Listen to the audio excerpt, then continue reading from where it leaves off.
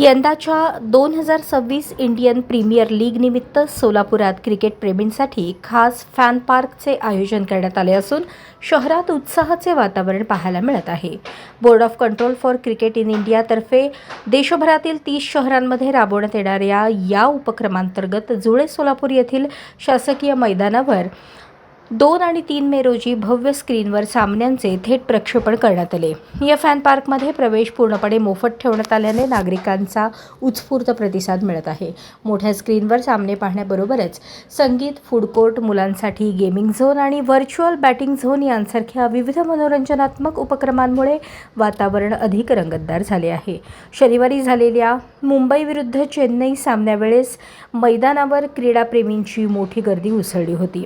प्रत्येक चौकार आणि षटकारावर चाहत्यांनी जल्लोष करत नाचून आनंद व्यक्त केला.